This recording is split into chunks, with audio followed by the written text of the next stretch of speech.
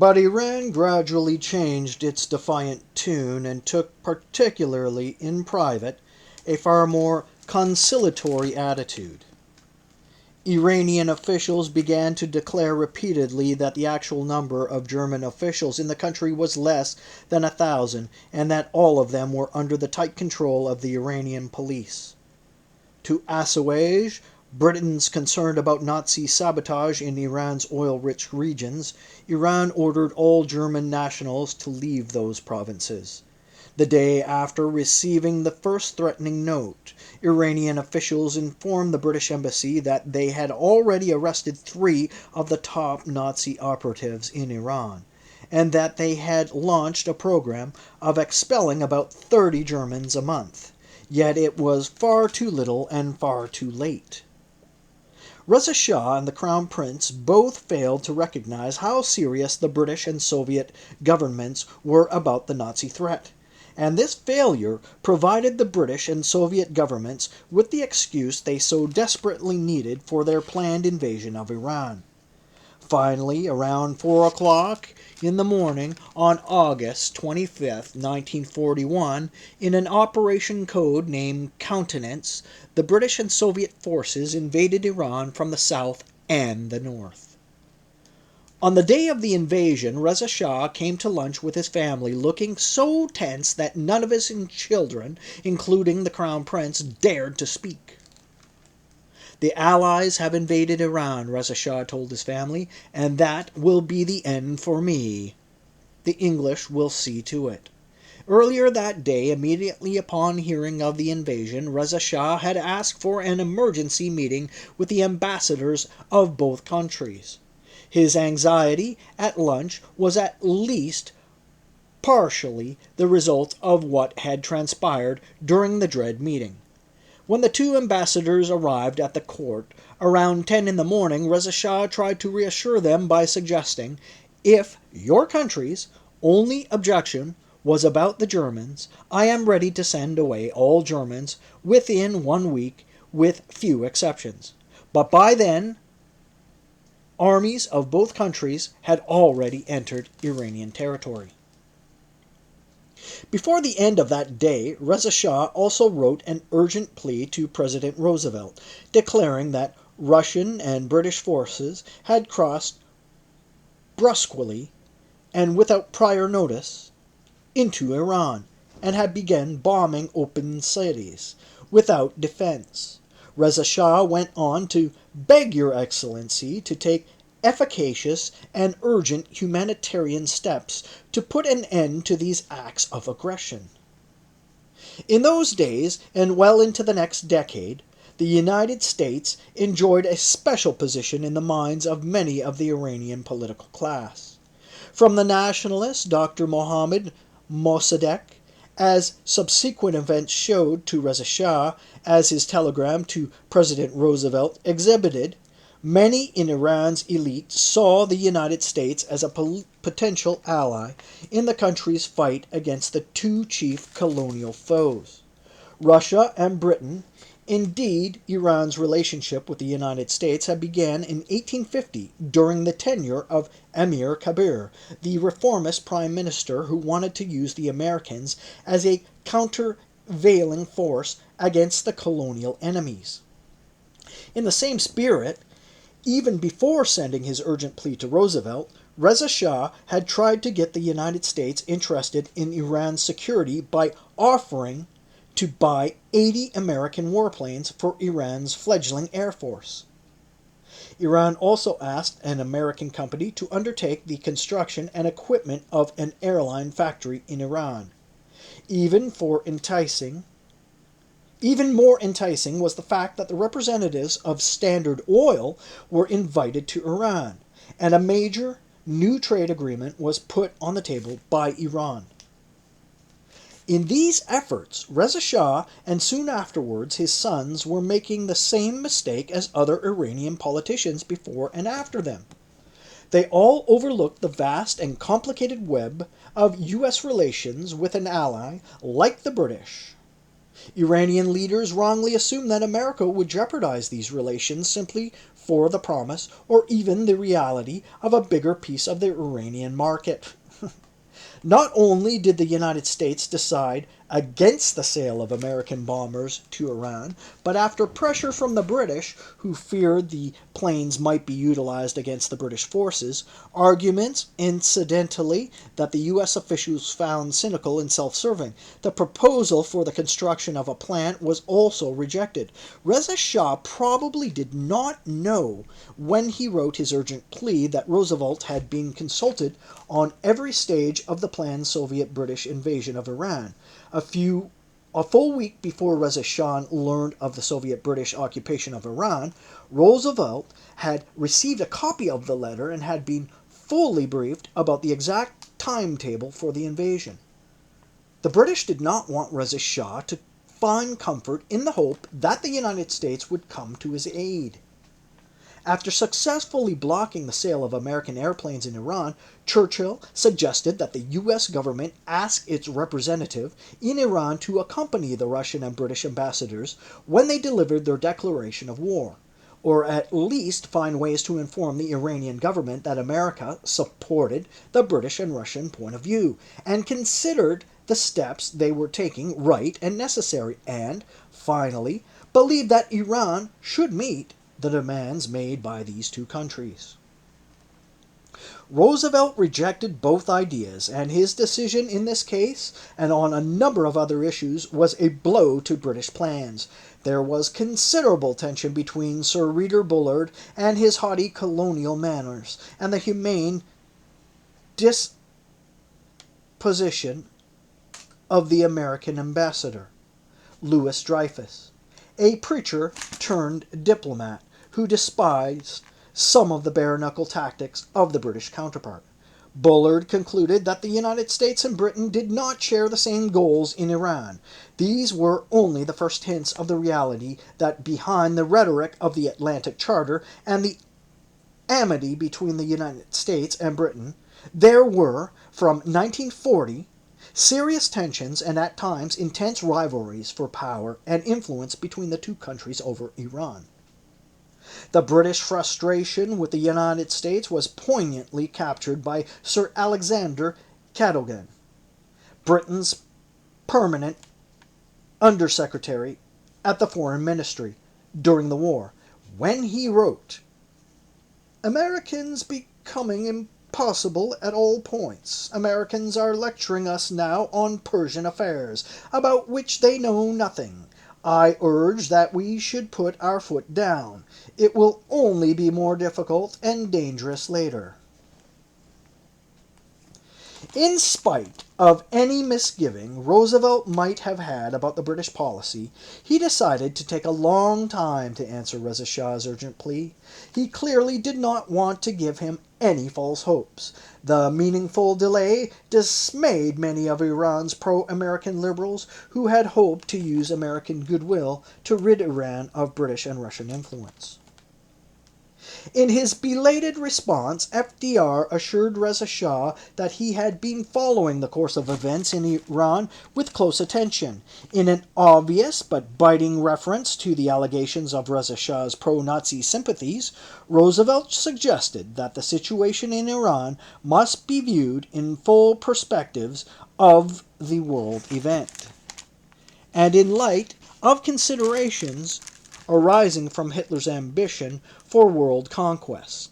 The last few lines of FDR's otherwise vapid reply turned out to have historic significance, particularly in the months after the end of hostilities in the Second World War. Roosevelt informed Reza Shah that he had received assurances from the British and Soviet governments that they had no designs on the independence and territorial integrity of Iran. But on the day of the Soviet-British invasion, when Reza Shah wrote his urgent plea, the question of post-war Soviet plans was eclipsed by the grim realities of the hour. As news of the Allied invasion reached the court, Reza Shah panicked, and the entire edifice of power in Iran began to crumble into near anarchy. The microcosm of the royal family mirrored developments in the social macrocosm. The institutions Reza Shah had willed into existence in Iran, no less than the marriages he had forcefully arranged for his children, all began to collapse. By then the marriages of his two daughters were already nothing but a charade. Each princess was involved with secret paramours. The crown prince's own marriage was made rocky by his continuous and increasingly open philandering. Stories of his affairs were the favorite gossip of high society and a tool of subversion in the hands of the opposition. Often the crown prince was seen driving around the city in one of his favorite convertible cars. Whispers about his love for a beautiful young girl named Firuza were common knowledge. His wife, Princess Fazia, also suffered from the adversarial relationships that had developed between her and the crown prince's aggressively domineering and possessive mother, and at least one of his sisters. Fazia herself was timid and shy and felt lonely and under siege. All the Egyptian servants who had come with her to Iran were dismissed, and even the Egyptian ambassador and his family, who were her relatives and had been assigned to Tehran primarily to keep her happy, were seldom permitted to see him. The Crown Princess Fazia. By the second day of the invasion, British and Soviet planes, with the latter's unmistakable red star shining on some of their wings, continued to attack the capital and other big cities. Though the casualties were minimal in Tehran, for example, only 2 people were reported killed by the attacks. The continued bombardment of open cities brought fear and terror to the defenseless citizens of the country. Soviet planes appeared on Tehran's horizon, then flew overhead to drop leaflets, warning the citizens of an impending attack. The much vaunted, much feared Iranian military collapsed in panic around the country. Footnote. In defense to the privacy of the lady, I have chosen not to divulge her last name. As it happened, I saw her once when she was a septuagenarian. Even the ravages of time could not hide all hints of her beauty. End of footnote. The much vaunted, much feared Iranian military collapsed in panic around the country. So much of Reza Shah's time and energy, and so much of the country's budget, had been spent on building this army that the embarrassing rapidity of the collapse left a permanent mark on the mind of the young crown prince. Never again, he would often vow later, would the Iranian army be so defenseless in the face of adversity.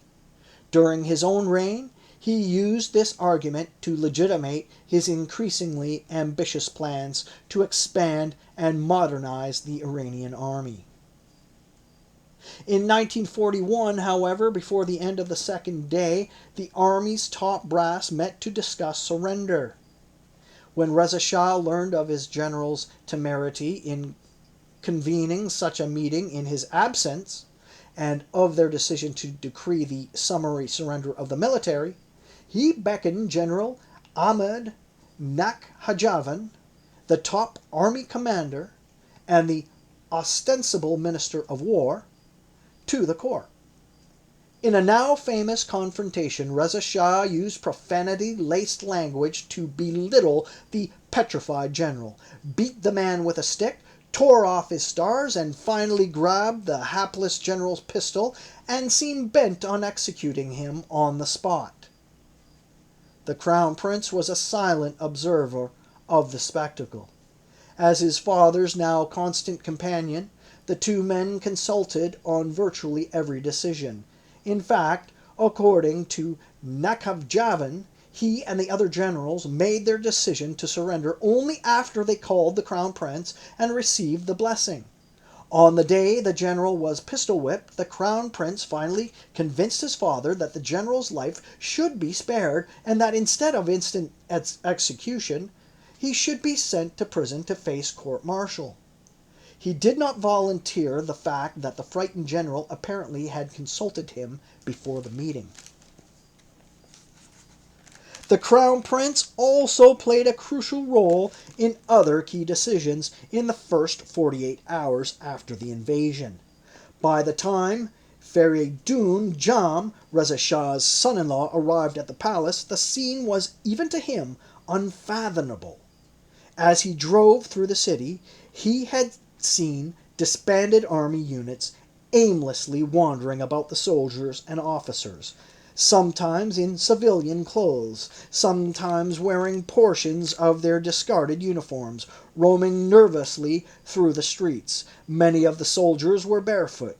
Soon the city was abuzz with rumors of generals fleeing covered under women's veils, in the macho culture of the time, fleeing the scene of a fight, let alone doing so dressed as women, was as deliberating as any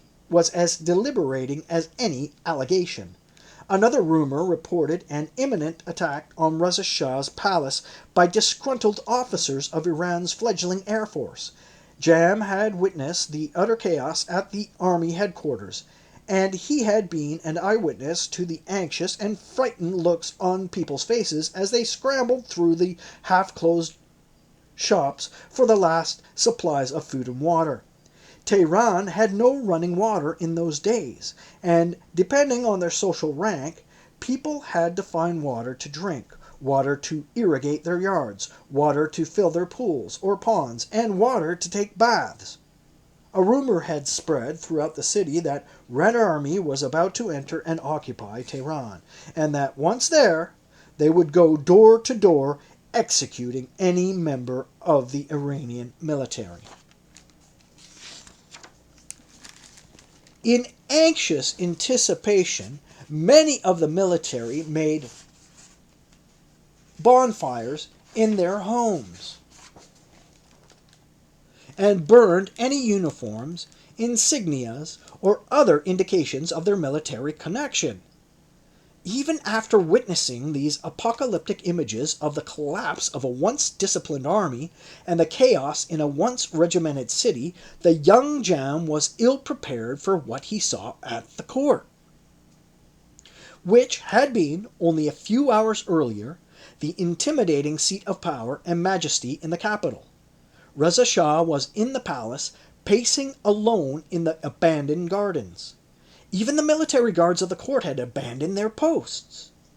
Members of the royal family, including the crown prince, had taken refuge in the Saad Abad Palace compound. The queen mother was inconsolable over the disappearance of Najme Nene, her favorite servant and companion. The arrival of Jam, armed with a pistol and a rifle, brought a semblance of comfort to the frightened royal family. By late that evening, it was decided that most of the royal family, particularly the women and children, should leave the capital under the cover of night and head for Isfahan, a city still not occupied by either the British or Russian forces. Reza Shah and the crown prince would remain in Tehran and attend to the business of the beleaguered state. Jam, with his pistol and rifle, was asked to drive the lead car, with Princess Ashraf, the crown princess Fawzia, sitting in the front seat of Jam's Buick.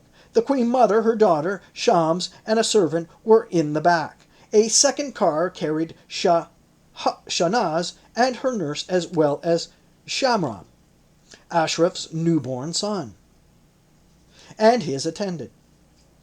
Before long, the crown prince's friend Hussein Fardost joined the royal sojourners. He spent the first night awake, holding guard. After a couple of days, he was recalled to Tehran, where he would be the crown prince's most trusted lieutenant. There was, according to Jam, no guarantee that the traveling members of the royal family would come to no harm, should they run into one of the gangs roaming the city streets and country roads. Lucky for them, their nocturnal journey ended without incident. By the next day, they were in the relative safety of Isfahan. For Reza Shah and the Crown Prince, the invasion and the departure of their families from Tehran was not the only bad news of the day. On the night after the invasion, the BBC began a series of programs attacking Reza Shah for his despotism, his breach of the Constitution, and the millions and millions of dollars he had allegedly stashed away in banks, domestic and foreign. Doesn't that sound familiar? It was a 7 days weekly Persian program to expedite the recommendations of the embassy in Tehran, particularly in criticizing Reza Shah. The country was mesmerized by these nightly programs. In Tehran, streets emptied as the hour of the nightly broadcasts neared. They were a potent brew of gossip and politics, facts and fictions, and real news and fantastic rumors. The Persians, who had long believed in the omnipotence of the British hand, and had always assumed the BBC to be nothing but a handmaiden of British power and the voice of empire, construed the broadcast as a clear indication that Reza Shah's days were now numbered. By then, German radio, launched in conjunction with the Nazis' vast propaganda in Iran, had suddenly changed its tune. Until then, the radio had been full of profuse praise for Reza Shah for standing up to British and Bolshevik bullying tactics. But now, as Iran began to throw out German citizens, Nazi radio began to attack Reza Shah. In their programs, the towering voice of Bahram Shakrok had come to embody the Nazis' aggressive foreign policy. A few days after the commencement of the BBC attacks on Reza Shah, tried to save his throne by sacking Mansour, the incompetent Anglophile Prime Minister, and replacing him with Zoka al-Muluk Foroughi, an esteemed elder statesman assumed by Reza Shah to be close to the British.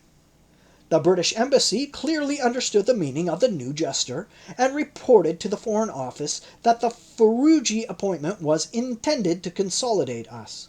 To Bullard, it was clear that with the appointment, Reza Shah also hoped to enlist British support against the Russians, and warned that these developments must be most carefully watched. Changing the Prime Minister was not Reza Shah's only conciliatory move. On September 7th, he summoned the American ambassador Dreyfus to the court, ostensibly to thank President Roosevelt for the belated response to his urgent message. In reality, Reza Shah wanted to solicit the assistance of the American government in his effort to retain his throne. He told the ambassador that he has no sympathy for the Germans and that he wanted the British to know his views and had no objection to bringing the above to the British minister's attention. As requested, the American ambassador conveyed the message to the British representatives in Tehran. The initial response was not unfavorable. If Reza Shah is willing to cooperate fully with the British and correct some of his more serious shortcomings, the British ambassador said, I believe he may still be able to save his throne. As late as September 3rd, Churchill declared that at the present time we have not turned against the Shah, but unless he can give loyal and faithful help and show all proper alacrity, his misgovernment of his people will be brought into account. Churchill's note, as well as numerous other documents from the British archives, shows that when the British attacked Iran, they still did not have a clear and definitive plan to end Reza Shah's rule, or a clear idea about what or who should succeed him. The Persian habit of affording the British hand omnipotence begot the assumption that the BBC attacks were but a first step in an already clearly laid out plan of action, including ending Reza Shah's rule.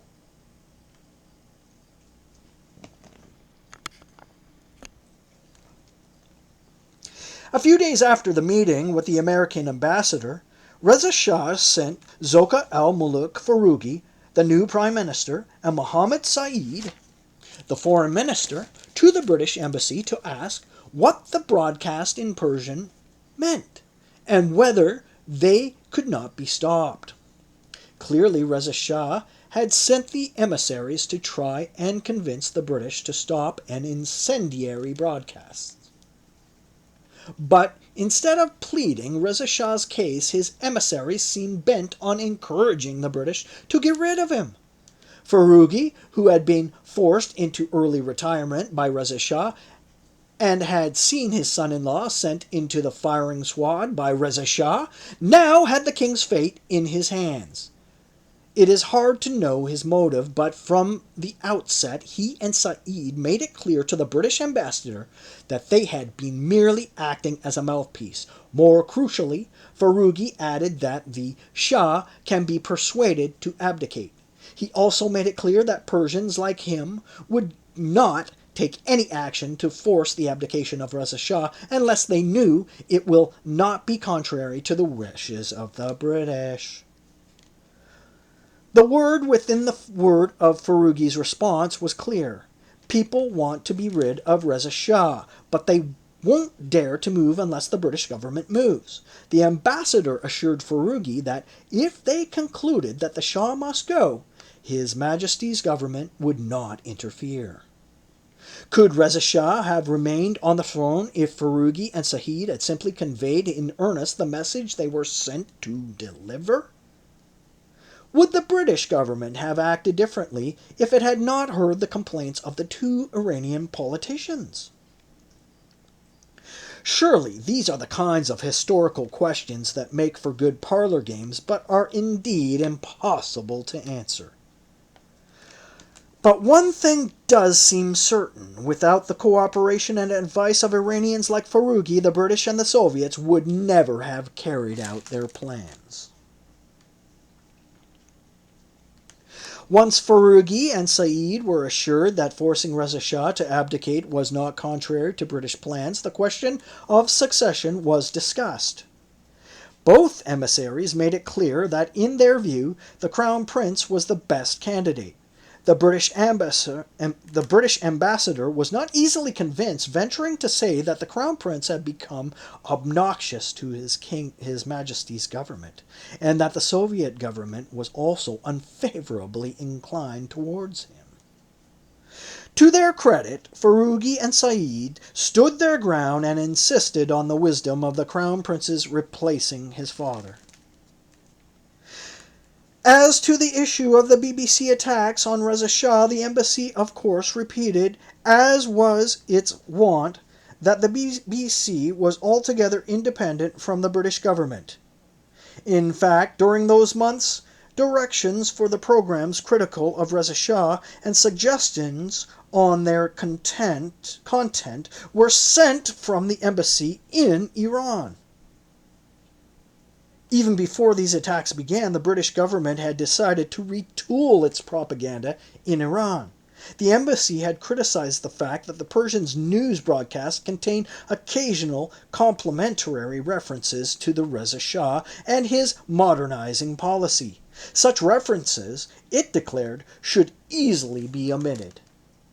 One of the most incendiary parts of the new programs attacked Reza Shah were allegations about his massive fortune, much of it allegedly ill-gotten and stashed away in foreign accounts. Sometimes exact, and by the standards of time, astronomical estimates of Reza Shah's fortune were given by the BBC. Based on these reports, it was hard not to assume that the British government and the BBC must have had detailed knowledge about Reza Shah's wealth. Thus, these stories about Reza Shah's fantastic fortunes became accepted as gospel truth. The question of this fortune, its size and source, the tactics used to accumulate it, and finally, what should be done with it, became not only the first crisis faced by the Crown Prince when he became Shah, but continued to haunt him for the rest of his political life. Documents from the British and American embassies on the eve of 1979 Islamic Revolution made it clear that the questions of the Shah's fortune and the alleged corruption of his family was in 1941 easily one of the most potent issues raised by the opposition. Even in exile, in his famous interview with David Frost, the Shah was repeatedly asked about the extent of his wealth, and he was more coy than angry about it. The woman who in 1941 drafted the material for the BBC Persian broadcast against Reza Shah went on to become a nemesis of Mohammad Reza Shah and one of the most influential scholars and advisors to the British government. Her name was Anne Lambton. During the war years, she was cultural attaché at the British Embassy. In later years, she returned to the abstract world of British Oriental studies and wrote seminal works on such topics as medieval history of Iran and the history of Iranian agriculture and land reform. Nevertheless, she played a crucial role in determining the British policy towards Dr. Mossadegh in 1951. It was clear that British officials believe that she knows as much about Persia as anyone, and thus, when Lambton talked, Whitehall listened. Her influence over British policy continued well into the 1960s. In 1941, her directive to BBC titled Some of the Acts of Reza Shah included 14 items ranging from making the Majlis, his rubber stamp, beating his ministers with a kick or a flat of his sword, neglecting agriculture, forbidding cultivation of rice in Isfahan to protect his own rice from the Caspian from competition, and even using the water to irrigate the flowers of the palace instead of sharing it with the people. Incredible as these attacks were, they were still not enough to force Reza Shah to abdicate. What truly sealed Reza Shah's fate, aside from the belief that those like Foroughi, who were convinced he could no longer stay in power, was the decision of the Soviet army to move toward Tehran and occupy it. More accurately, simply the rumor of an imminent Soviet incursion morally crushed the city, and Reza Shah, who had built his reputation partially on his anti-communism, decided that he must not only leave the city, but also abdicate. Hundreds of the city's richest families also fled upon hearing the news of the Red Army's anticipated arrival. If Reza Shah's abdication was intended to ensure the continuation of the Pahlavi dynasty, there was, in the early hours and days after the announcement, no guarantee that the gesture would have the intended consequence. Britain and the Soviet Union, as the two occupying forces, were at first reluctant to approve the accent of the Crown Prince. When the soon-to-be Shah went to the Parliament to take the oath of office, only the Soviet and British legations were pointedly absent from the gallery set aside for the diplomatic corps. They had earlier informed the Iranian Foreign Ministry, which had invited the entire diplomatic corps for the occasion, that had no instructions regarding the succession of the Crown Prince. In fact, the British were seriously considering either ending the Pahlavi dynasty and restoring the Qajars to the throne, or changing the nature of the regime and creating a republic. Neither alternative worked. Foroughi and Said were the first two candidates considered for the post of president, and they both flatly refused the offer, suggesting instead that in their view Iran still needed a monarchy headed by the Crown Prince. While the two men had betrayed Reza Shah and had advocated his abdication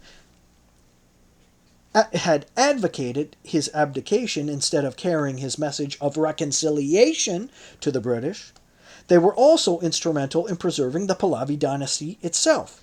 The search for a viable candidate for the Qajar restoration turned out to be even more problematic than finding a willing and capable president.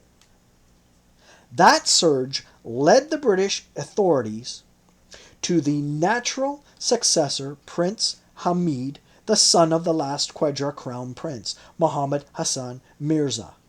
In a strange twist of fate, in the early 30s, the same Prince Hamid had caught the attention of Reza Shah.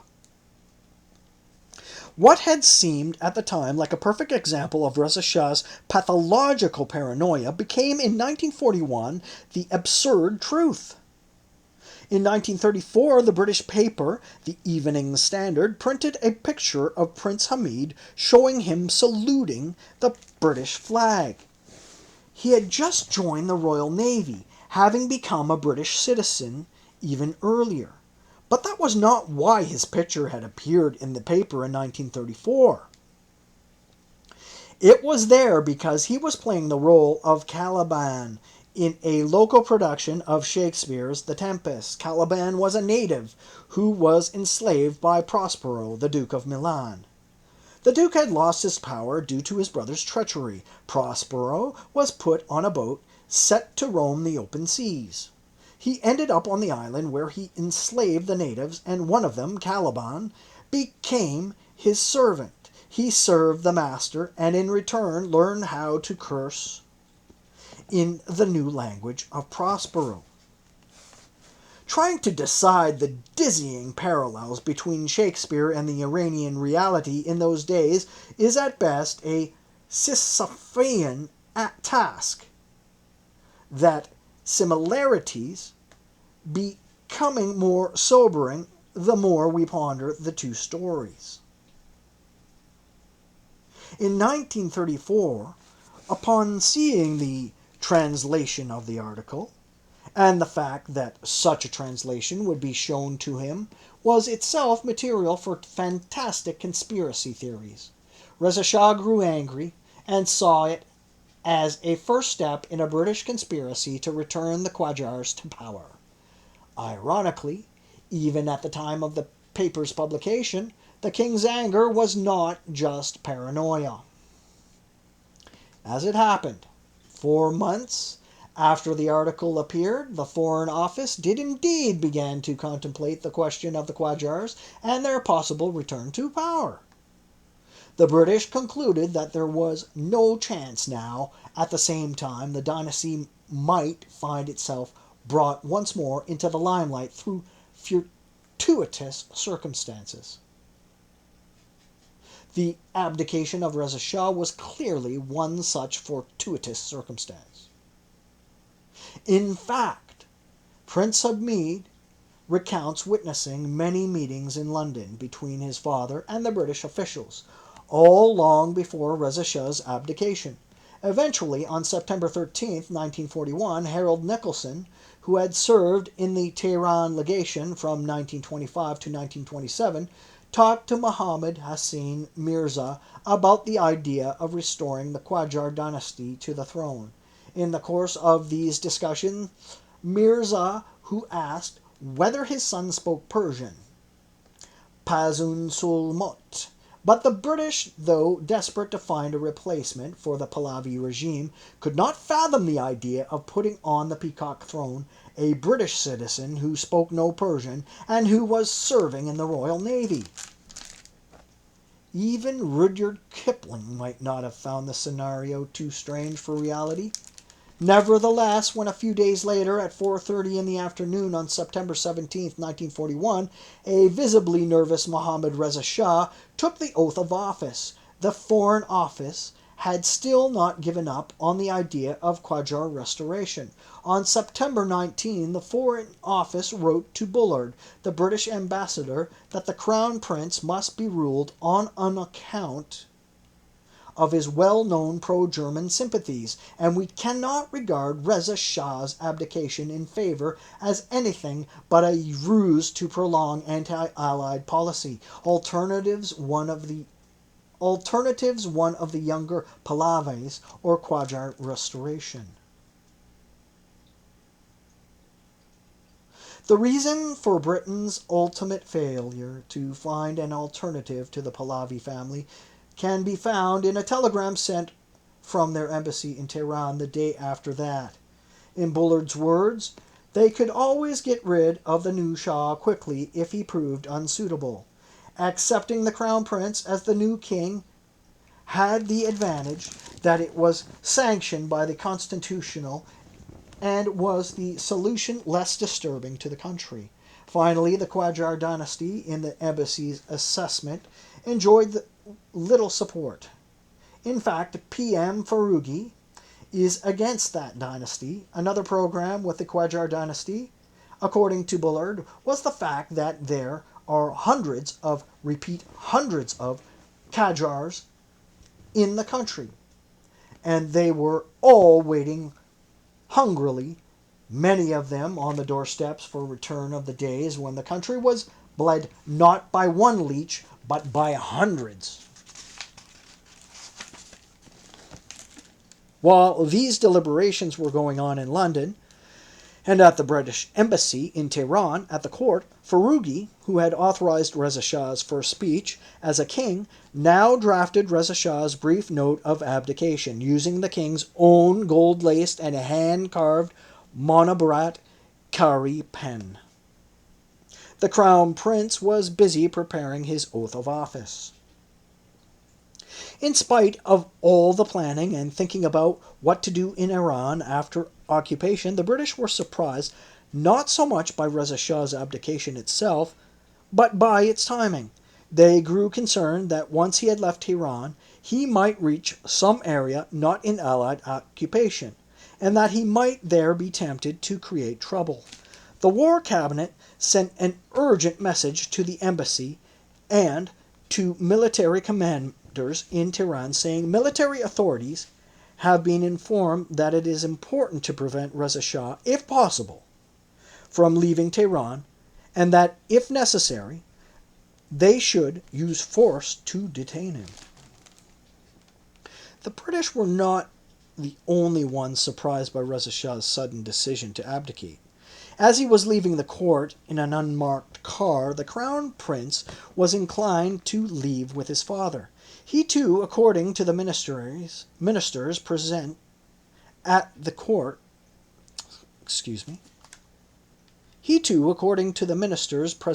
court, was worried about what the Russian army might do to him. In fact, when Foroughi first broached the topic of abdication, Reza Shah is reported to have said, "Who will replace me? This crown prince is sure not up to the job." But now, at the gates of the palace, ministers and the abdicated king finally prevailed over the reluctant Mohammad Reza, convincing him to stay and take over the reins of the state. The Shah alluded to this episode, albeit cryptically, when he wrote that his father could not stand the infamy of remaining in his capital city when it was occupied by foreign troops.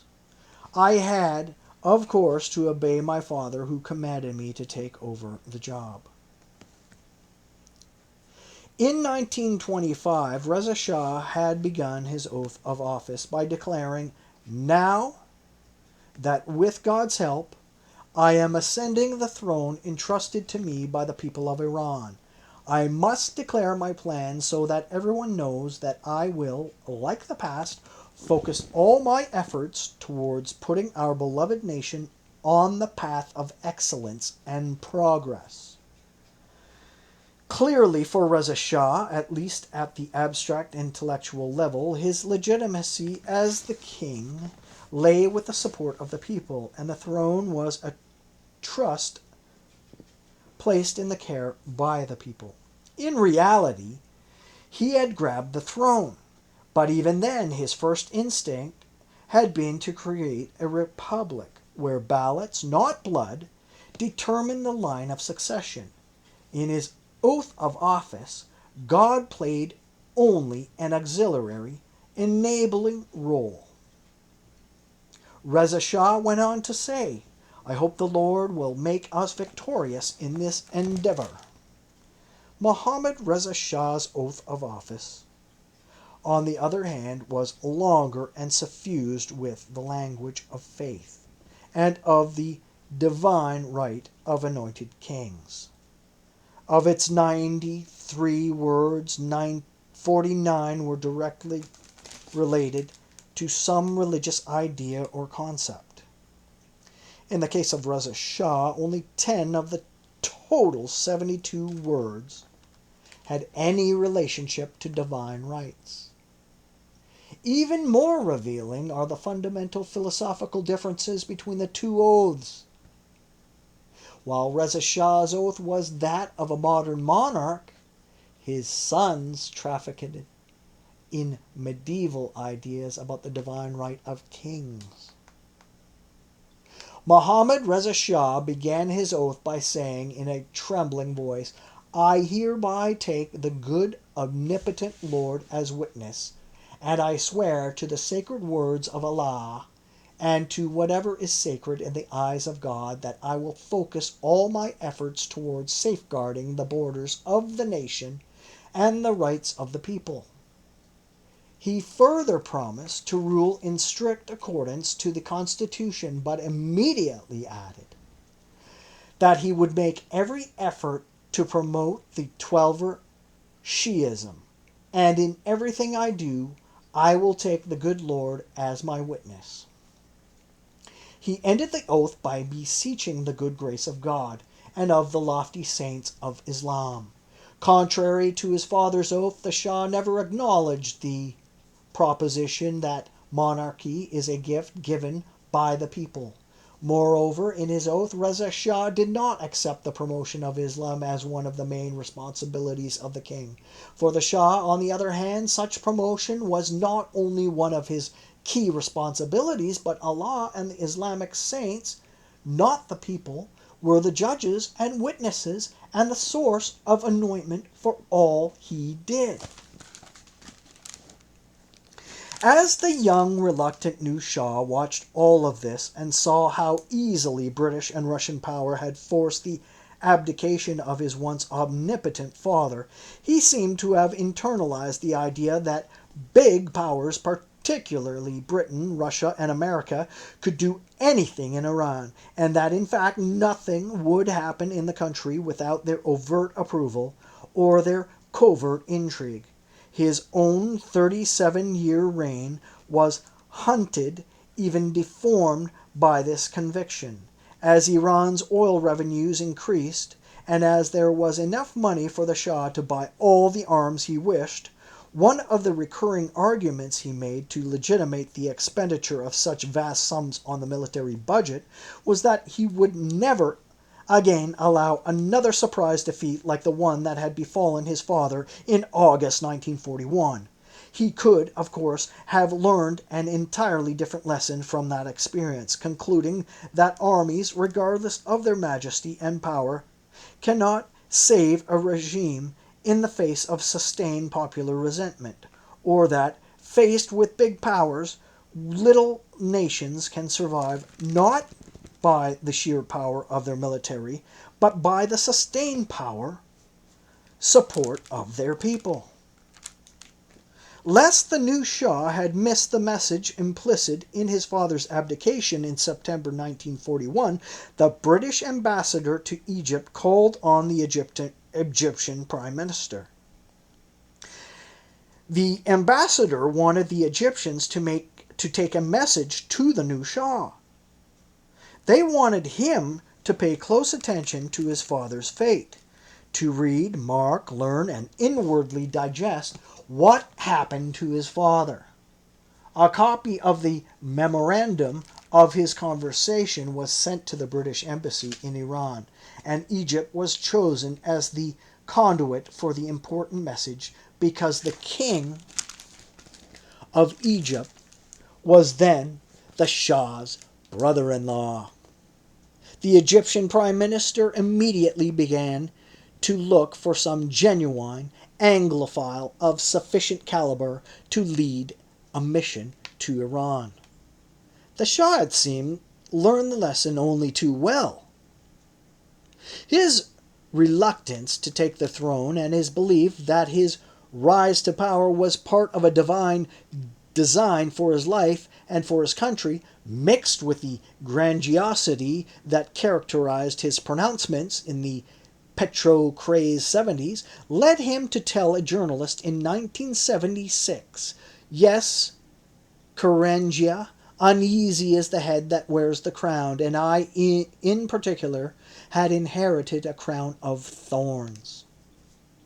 Mixed metaphors and Shakespearean paraphrase notwithstanding, the words seen in the context of his early behavior capture his transformation from a reluctant monarch to a messianic monarch.